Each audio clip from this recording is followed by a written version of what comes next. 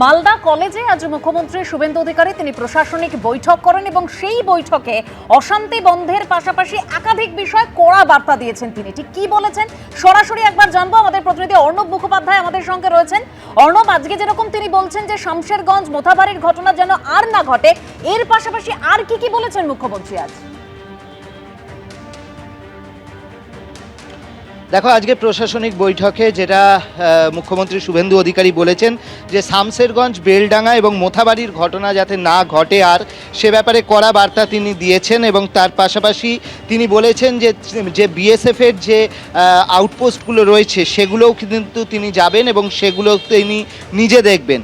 তার পাশাপাশি তিনি বলেছেন যে এখানে অনেকগুলোই বিষয় নিয়ে আলোচনা হয়েছে, যে বেশ কিছু সামাজিক প্রকল্প, যে প্রকল্পগুলোর ক্ষেত্রে দুর্নীতি হয়েছে, অন্যের কাছে চলে গেছে অ্যাকাউন্টের টাকা, সে ব্যাপারে সেই স্থানীয় বিধায়কদের, যেরকম ডোমকলের বিধায়ক হোক, জঙ্গিপুরের সাংসদ হোক, তাদের সাহায্য চেয়েছেন।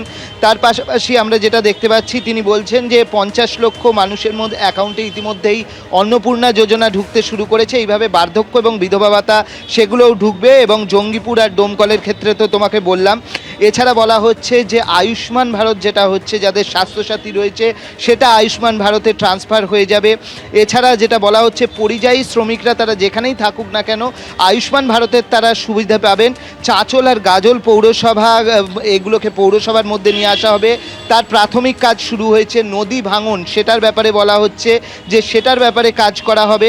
এছাড়া হচ্ছে আরও বলা হচ্ছে যে বর্ষায় যাতে, এই বর্ষায় হয়তো কিছু করা যাবে না, পরবর্তী বর্ষায় যাতে কাজগুলো করা যায় সেই জায়গায় ভাবনা চিন্তা করা হচ্ছে। তবে মূল যেটা বলা হচ্ছে সেটা হচ্ছে এই যে শামশেরগঞ্জ, বেলডাঙ্গা বা মোথাবাড়ি, তার ঘটনা যাতে আর না ঘটে এবং সেই কারণে কোয়ার্ডিনেশন, বিএসএফ এবং পুলিশের কোয়ার্ডিনেশনটার ওপর জোর দেওয়া হয়েছে।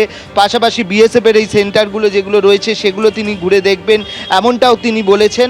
এবং আজকে মূলত এইখানে বিভিন্ন স্বাস্থ্যের বিভাগ হোক, সামাজিক প্রকল্পের বিভাগ হোক, এছাড়া হচ্ছে নিরাপত্তার বিভাগ হোক, এই সমস্ত বিষয় নিয়ে কিন্তু তিনি আজকে আলোচনা করেছেন এবং এখানে যারা সাংসদ বিধায়করা উপস্থিত ছিলেন তাদের কথাও শুনেছেন। বেশ, ধন্যবাদ অর্ণব। এই বৈঠক শেষের পর সাগরদিঘির তৃণমূল বিধায়ক বাইরন বিশ্বাস এবং জঙ্গিপুরের তৃণমূল সাংসদ খলিলুর রহমান কি বলেছেন শোনাবো। চাই আমাদের বিরোধী হিসাবে আমাদের কাজ না আটকালেই হলো।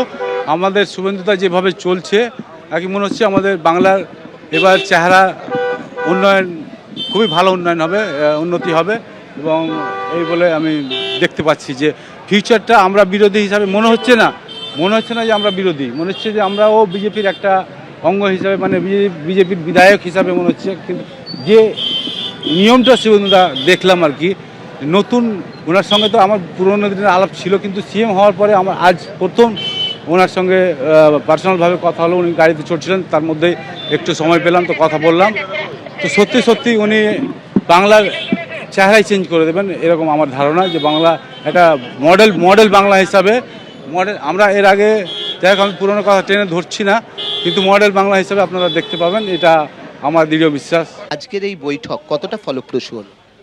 আমি মনে খুব ভালো হয়েছে, আজকের বৈঠক খুব ভালো হয়েছে। সব থেকে ভালো হয়েছে এটাই কি, কে কোন দলের এটা কিন্তু দেখা হয়নি। সরকার দেখেছে যে যেখান থেকে নির্বাচিত হয়েছেন, যে দলেরই হোক না কেন, তারা কিন্তু থেকে সরকারের সমস্ত আধিকারিকদেরকে নিয়ে এলাকার উন্নয়নের কাজ হবে। এটা নিঃসন্দেহে খুব ভালো দিক, ভালো দৃষ্টান্ত।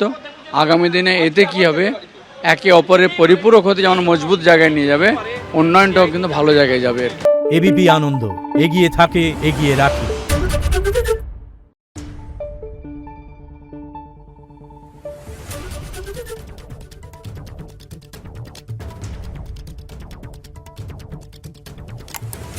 Thank you.